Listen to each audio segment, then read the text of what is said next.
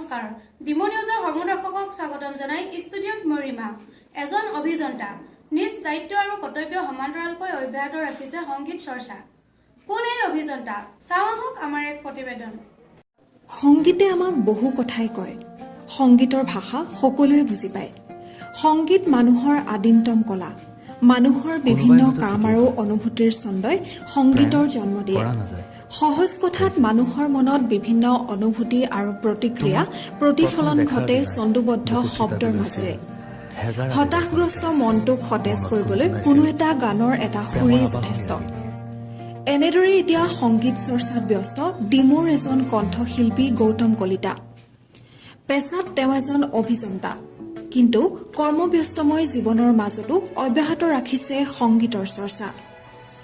ডিমো নগৰখনক স্বচ্ছতা আৰু আন্তঃগাঁথনিৰ ক্ষেত্ৰত এক নৰূপ দিয়াৰ পৰিকল্পনাত ব্যস্ত থকাৰ লগতে ডিমো পৌৰসভাৰ কনিষ্ঠ অভিযন্তা গৌতম কলিতা এতিয়া ব্যস্ত সংগীতৰ চৰ্চাত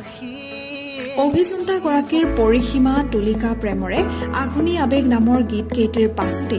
এইবাৰ হিমচেঁচা নামৰ আন এটি গীত মুক্তি দিয়াত ব্যস্ত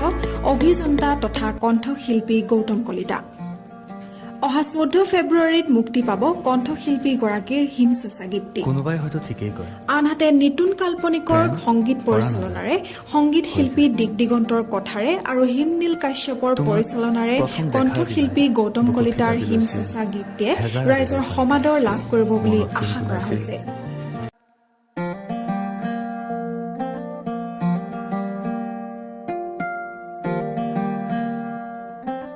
কোনোবাই হয়তো ঠিকেই কয়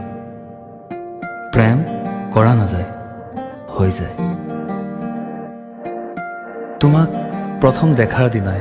বুকুত থিতাপি লৈছিল হেজাৰ আবেগৰ কণিকাই মনত গুণগুণাইছিল প্ৰেমৰ আবাহনী ৰাগিনীয়ে